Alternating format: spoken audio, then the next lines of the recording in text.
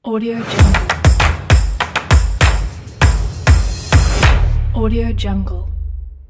Oleh karena orang Indonesia dulunya banyak hidup di tengah alam, di tengah hutan atau di perkampungan, mereka akan menggunakan hewan makhluk di sekitarnya sebagai simbol, sebagai analogi, sebagai alegori ya untuk dirinya. Jadi dia mempersepsikan dirinya seperti hewan itu. Apakah kekuatannya, apakah persahabatannya, apakah ketenangannya, apakah rezekinya. Sehingga orang dulu menggunakan hewan sebagai jimat. Jimat itu jangan diartikan mistik, tetapi benda kenangan yang memiliki simbol tertentu yang punya makna banyak di balik benda itu. Apa saja? Yang pertama, harimau. Orang dulu menggunakan harimau sebagai simbol kekuatan, simbol kekuasaan. Sehingga kulit harimau kecil digunting biasanya dipakai kenangan. Atau gigi harimau, itu juga bisa dipakai untuk simbolisasi kekuatan. Bahkan di daerah Indonesia, kepala harimau dipakai sebagai simbol kesenian, yaitu reog Ponorogo. Dadak meraknya itu dipakai. Dan cakar macan atau kaki macan, kuku macan, itu dipakai untuk simbol kekuatan, daya tahan tubuh. Itu dari macan. Yang kedua dari gajah. Gajah oleh orang dulu yang dipakai simbolisasi adalah gadingnya. Gading gajah dipakai untuk simbol kemakmuran, simbol kekuatan, simbol keunikan, dan tentu simbol kehormatan. Dari gajah kita geser ke rusa. Rusa oleh orang dulu dipakai tanduknya. Tanduk itu dipakai bahkan dipasang di pinggir tembok atau di atas sebagai lambang rezeki, lambang persahabatan, lambang baik hati. Nah, kemudian ada ular. Ular dipakai kulitnya ya, kulitnya dipakai sebagai simbol. Kemudian batu yang ada di kepalanya itu mustika ular, itu juga dipakai ajimat oleh orang dulu. Mengapa seperti itu? Karena hidupnya di alam dan hewan-hewan itu di sekitar mereka. Lalu mereka punya persepsi bahwa hewan itu punya keunikan, maka saya juga harus unik seperti hewan itu dan bisa melebihi. Nah, itu ular. Kemudian kita akan kenal burung hantu. Nah, burung hantu itu dipakai bulunya. Bulu burung hantu itu diyakini punya kekuatan dan kebijaksanaan. Karena hantu itu matanya sangat tajam ketika malam hari. Dia melambangkan kebijaksanaan. Lalu ada tulang ikan. Ikan diyakini memiliki kekuatan dan keberuntungan dalam memancing. Maka tulang ikan dibawa oleh pemancing supaya dia dapat ikan yang banyak. Nggak ada hubungannya ya, tetapi ini kan sebuah analogi, sebuah kekuatan batin setelah dapat benda itu. Lalu ikan itu ada ikan tempel. Ikan tempel itu dicari ikan kecil yang hidupnya menempel di ikan besar. Ikan tempel ini untuk rezeki, ya rezeki. Dipakai jimat untuk mendatangkan banyak rezeki. Lalu ada bulu elang.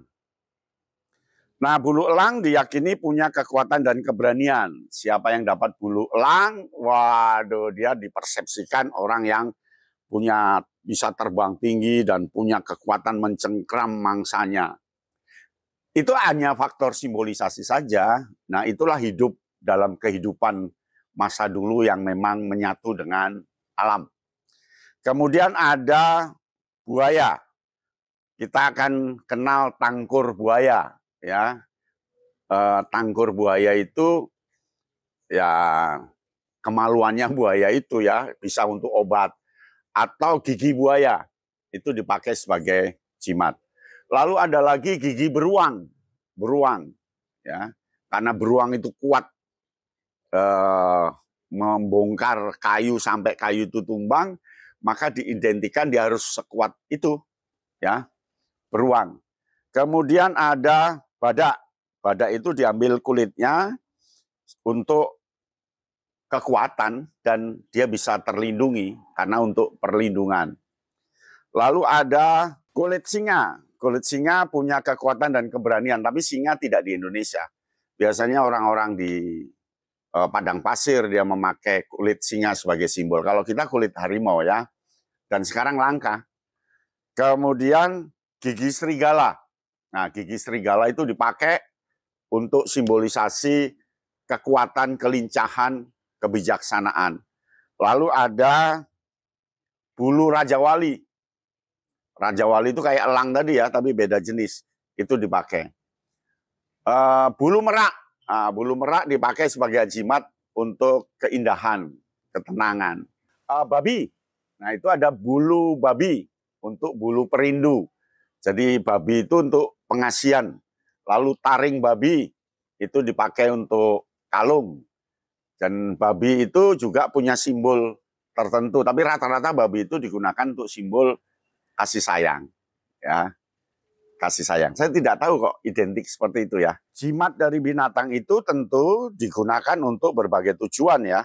Seperti melindungi dari bahaya, meningkatkan keberuntungan, membawa kebijaksanaan, menguatkan pengetahuan. Tapi perlu diingat bahwa kepercayaan pada jimat dari binatang dapat berbeda-beda bergantung pada budaya dan tradisi.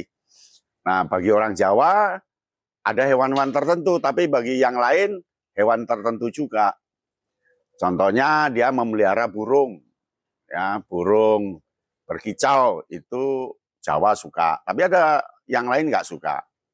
Ada yang memelihara anjing untuk pengamanan, jimatnya anjing yang hidup. Tempat lain nggak. Ada yang untuk kekuatan batin, dia harus hewan A, hewan B, dan hewan itu di satu tempat ada, setempat lain tidak ada. Jadi jimatnya se-Indonesia itu beda-beda. Tapi yang jelas jimat itu hanya sebagai sarana simbolisasi dirinya supaya memotivasi dan mengeluarkan energi keberanian, supaya memotivasi mengeluarkan energi persahabatan, energi keberuntungan, dan seterusnya. Apakah sekarang masih ada jimat itu? Sudah tidak ada. Karena orang Indonesia sudah banyak yang tidak tinggal di alam terbuka, di hutan dan di mana. Tapi sudah tinggal di daerah-daerah yang hewan-hewannya sudah tidak ada seperti zaman dulu. Nah, itulah keunikan nenek moyang kita. Keunikan bangsa kita dulu. Dan itu pertanda bahwa bangsa kita ini hidup di tengah alam semesta yang penuh dengan hewan-hewan di kiri kanannya, dan hewan itu punya sifat, punya ciri khas yang memukau bagi manusia, yang menarik bagi nenek moyang kita, maka dia akan memiliki dan mengidentikan dirinya sebagai hewan itu. Itu digunakan sebagai simbol untuk analogi. Nah, itulah sarana pemertahanan hidup nenek moyang kita. Dengan begitu ada keberanian manusia untuk melakukan sesuatu. Dan tentu banyak hewan-hewan yang lain. Itulah ajimat dari hewan yang digunakan oleh nenek moyang kita. Kelak kita akan masuk ke topik jimat dari tumbuhan. Begitu, ya. Nah, sampai di sini salam Ayana Bintang. Audio Jungle. Audio Jungle.